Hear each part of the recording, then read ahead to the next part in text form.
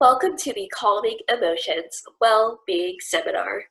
Today, we will be talking about emotional regulation skills. This is how to best regulate our emotional experiences and learning some practical skills so we can apply to do so. Emotional regulation. Emotions are normal. They can be beneficial and protective, and it is also important to check them out. Use your emotion as a signal to check in with yourself to determine if this is accurate or inaccurate. For example, when faced with a lion, it is normal to feel fear and worry. We don't want to ignore that. We need to protect ourselves and get away.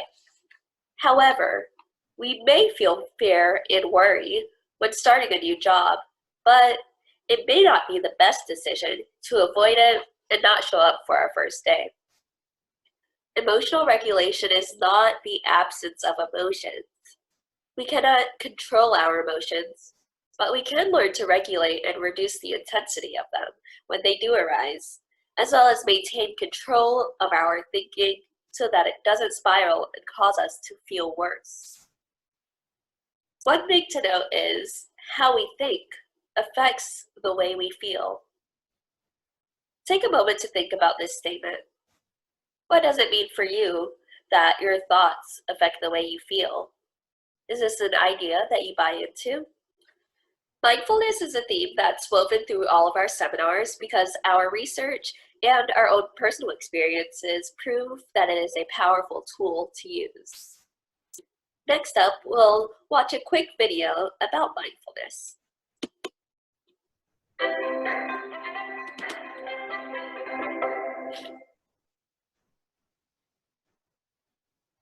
Despite what you may have heard, meditation does not involve joining a group, paying any fees, wearing any special outfits, sitting in a funny position, or believing in anything in particular. It is simple, secular, scientifically validated exercise for your brain. You don't have to do it yet, but just so you know, here are the 3 steps. 1, sit with your back straight and your eyes closed. 2, notice the feeling of your breath coming in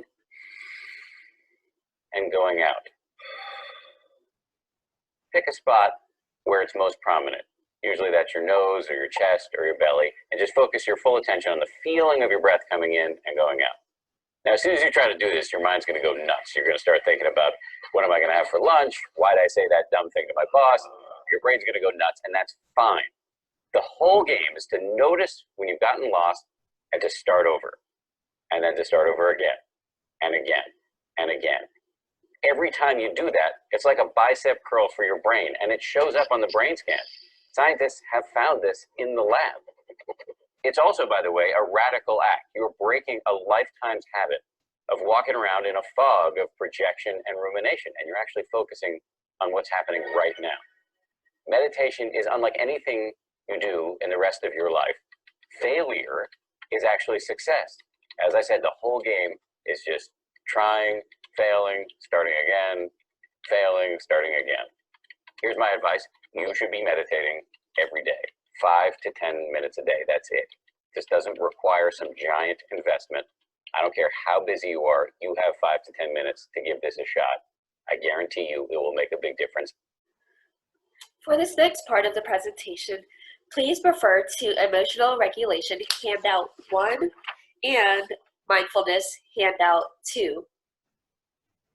When we discuss mindfulness, we refer to 3 areas: our wise mind, the balance between emotion and emotion and reason, and using mindfulness to cultivate this state. Our what skills, as in what do we need to do in order to be mindful? Observe, describe, participate.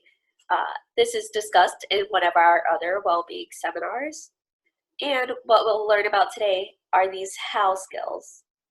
How skills are bringing mindfulness to your daily task and learning how you can pause and check in about your emotional experiences.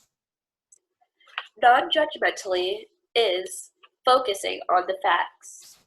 See, but don't evaluate as good or bad, just the facts. Accept each moment like a blanket spread out on the lawn.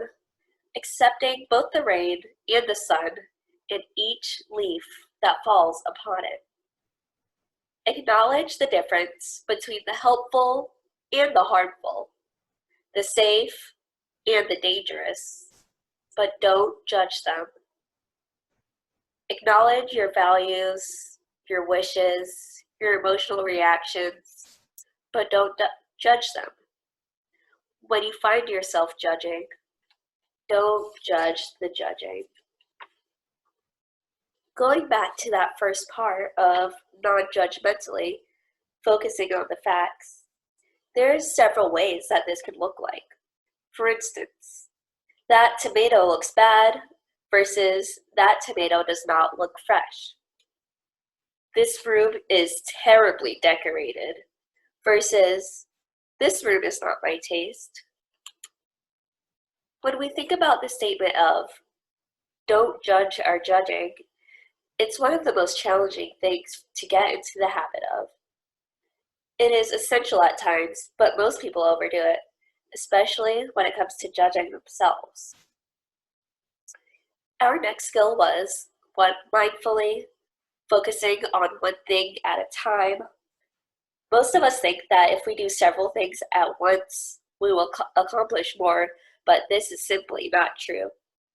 Sometimes I like to get up, make my morning coffee, brush my teeth, wash my face, get my outfit planned, and inevitably something always goes wrong. Try to completely focus on whatever it is you are focusing on.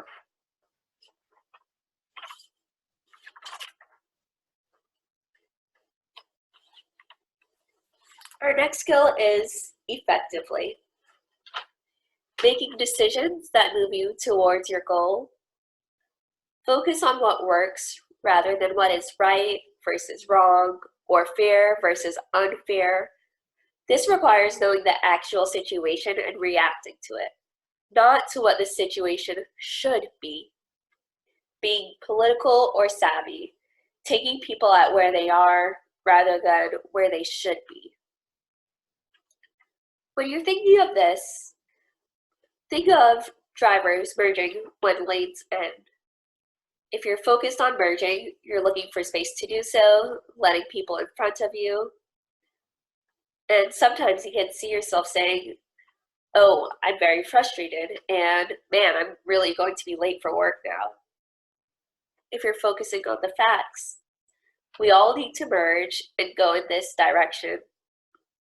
The fact of the matter is not, these people are idiots and don't know how to drive. Thinking of the skill of effectively, working towards a common goal. I can move ahead slowly, allow people to merge when I see an opening, and keep moving forward. When you are mindful, your emotions stay more leveled. When you're not mindful, those emotions can go a bit haywire. Take a moment to write down the last time you felt as though your emotions were out of control. Write down a few steps of what you could do if you found yourself in that situation again, or how you could use one of these how skills to better the situation. For this next slide, please refer to Emotional Regulation, handout 1. This skill is called ABC Please. It includes accumulating positive emotions, building mastery, and coping ahead. The please part refers to taking care of your mind and taking care of your body. So that means treating physical illness, balance eating, avoid mood-altering substances, balancing sleep, and getting exercise. Going back up to accumulating positive emotions, we know that short-term this can look like doing pleasant things that are possible now. For instance, if you're going into a assignment, maybe accumulating some positive emotions can be helpful, such as watching YouTube videos that make you laugh, reading a book, texting a friend, or even writing words of affirmation for yourself. Long term, this looks like making changes in your life so that positive events will happen more often in the future.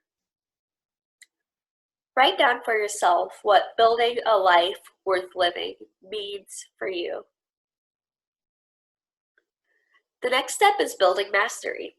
Do things that make you feel competent and effective to combat helplessness and hopelessness. We all feel helpless and hopeless at times. Through building mastery, we can cultivate a skill to make ourselves proud and also know that helplessness and hopelessness are only temporary. We can cultivate our skills to feel competent, confident, and knowing that we are successful. Building mastery can be something as simple as learning a new skill in the kitchen, learning how to cook better or to chop onions better. It can be absolutely anything. Building mastery could also look like learning to ride a bike for someone who's just learning. The next step is cope ahead. Cope ahead of time with emotional situations. Rehearse a plan ahead of time so that you are prepared to cope skillfully with emotional situations. For instance, let's say you're going into an argument with a best friend or you want to have a serious conversation with them. Cope ahead before you have this conversation with them. Check into your emotions. Feel in your body where some of your stress is lying.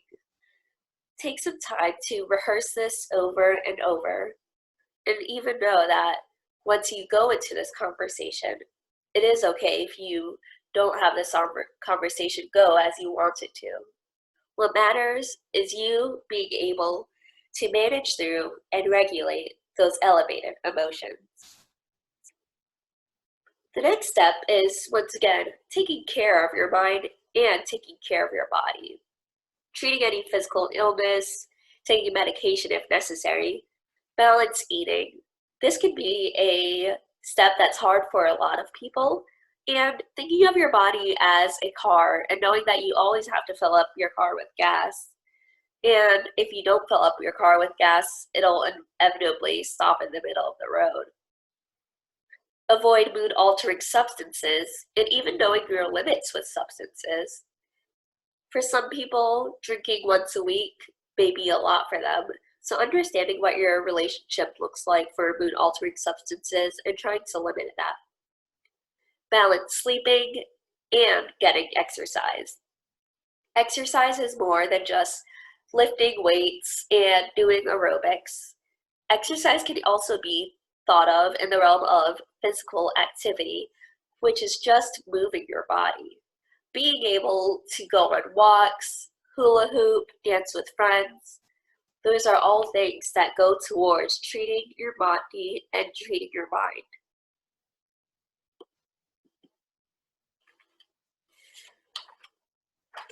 In summary, we cannot control our emotions, but we can learn how to regulate them. When in doubt, refer to the handout of accumulate, build, and cope ahead to check in with yourself. Check into your mind and body and take steps towards being able to take care of your mind and body. Focus on one thing at a time. Don't rush. It's okay if one thing takes more time than you thought it would. Notice when judgments take over versus facts. Judgments are inevitable. Being able to take a step back, taking a deep breath, and looking at what the facts of the situation are, as opposed to what judgments are popping up out at us. Write down 2 skills that you can use to better yourself.